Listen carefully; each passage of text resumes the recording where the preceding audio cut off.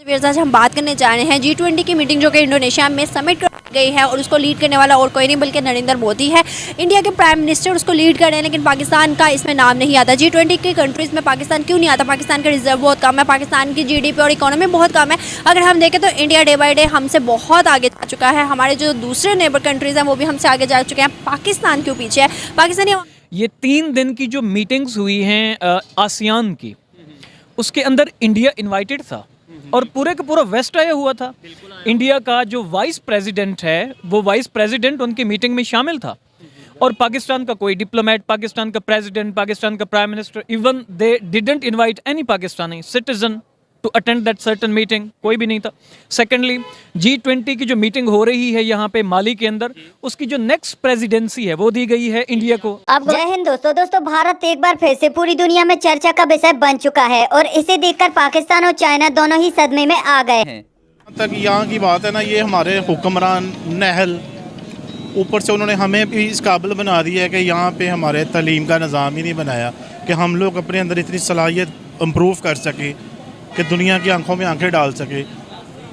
ऐसे हमें हुक्मरान मिले हैं और वही ज़िल्लत आज हमें उठानी पड़ रही है जो दुनिया में हमारे साथ हो रहा है। आपने कहा है कि नरेंद्र मोदी का नाम सुन के खून खोल रहा है क्योंकि वो मुस्लिम्स के खिलाफ है। अगर हम देखें तो आज इंडिया 5th लार्जेस्ट इकोनॉमी बन चुका है। अगर हम देखें वहाँ पर मिनॉरिटीज़ के साथ ठीक है होता होगा, बहुत ज़्यादा इख्तिलाफात भी हैं एक दूसरे के साथ, लेकिन अगर हम देखें तो वहाँ पर मेजॉरिटी में मुस्लिम जो हैं वो बड़े बड़े फाइज हैं उहदों पे। अगर हम देखें तो वो लोग खुद कन्विंस करते हैं कि हम लोगों को यहाँ पर हकूक़ मिल रहे हैं। उसके अलावा अगर हम कश्मीर की भी बात करें तो कश्मीर में भी लार्जेस्ट सिनेमा, लार्जेस्ट ब्रिज, उसके अलावा G20 की मीटिंग, मतलब बहुत सी अपॉर्चुनिटीज़ उनको मिल रही हैं। पाकिस्तान में क्या मिल रहा है? हम पाकिस्तान में देखिए, जब तक हमारे हुक्मरान नहीं ना ठीक हो सकते तब तक आवाम भी ठीक नहीं है।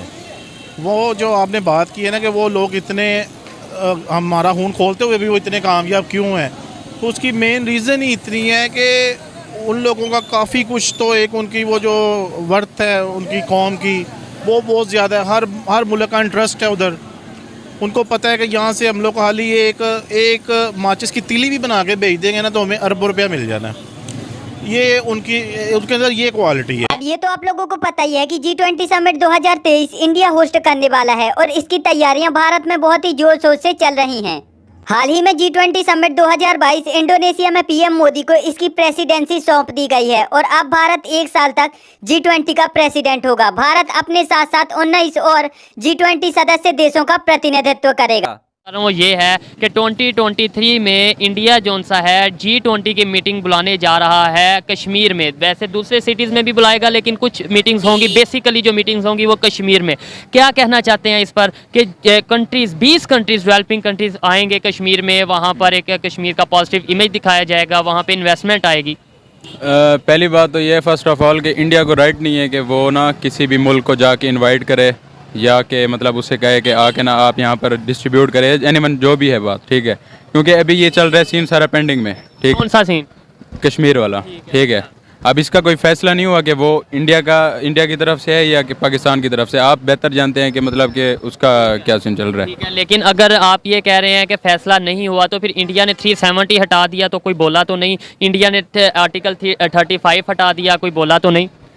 मैं आपको ये 370 और 35 हटाने का मतलब पता क्या है? शॉर्टली अगर जो थोड़ी सी मेरी नॉलेज है उसके मुताबिक ये है कि अब ये ऐसा ही है जैसा कि इंडिया के दूसरे इलाके हैं, मतलब वो एक ही है अब सूबे की हैसियत।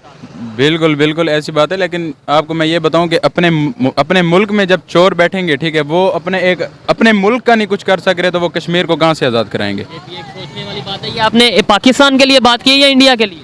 पाकिस्तान के बारे में। अच्छा, मुझे ये बताएं, अगर लेट्स सपोज एक कॉमन सेंस वाली बात है, इंडिया अगर वहाँ पे डेवलपमेंट करता है, अगर इंडिया वहाँ पे डैम्स बनाता है, वहाँ पे जो सा प्रोजेक्ट्स लाता है, वहाँ पे इन्वेस्टमेंट लाता है इंटरनेशनल लेवल की, तो कश्मीरियों को फ़ायदा नहीं है? कश्मीरियों को फ़ायदा है। तो फिर इसके अंदर हमें क्या इशू होगा? हमें ये इशू होगा कि वो पाकिस्तान का एक हिस्सा है, ठीक है। वो हम चाहते हैं कि जैसे कि इंडिया चाह रहा है कि वो हमारे पास आए, ठीक है, हमारा हिस्सा बने, वैसे ही हम चाह रहे हैं कि वो हमारा हिस्सा बने। अब G20 समिट 2023 की अलग अलग मीटिंग भारत के अलग अलग स्टेटों में होंगी और जहां भारत सरकार का मकसद भारत के कल्चर से पूरी दुनिया को रूबरू कराना है, साथ ही साथ भारत में हो रहे विकास और सुरक्षा को पूरी दुनिया को दिखाना है। हालांकि G20 समिट 2023 में जो मेन चर्चे का मुद्दा है वह है कश्मीर में हो रही G20 समिट की मीटिंग, और इन मीटिंग का पाकिस्तान और चाइना दोनों ही खुलकर विरोध कर रहे हैं, लेकिन भारत सरकार को इससे कोई भी फर्क नहीं पड़ता। हालांकि यहाँ पर मेन मुद्दा ये है कि अगर भारत सरकार G20 समिट 2023 की मीटिंग कश्मीर में करा देती है तो इससे पाकिस्तान को एक बहुत ही बड़ा लॉस होने वाला है, क्योंकि फिर भारत सरकार पूरी दुनिया के सामने यह बता पाएगी कि कश्मीर में कितनी ज़्यादा शांति है और यहाँ के लोग कितने अच्छे से रहते हैं।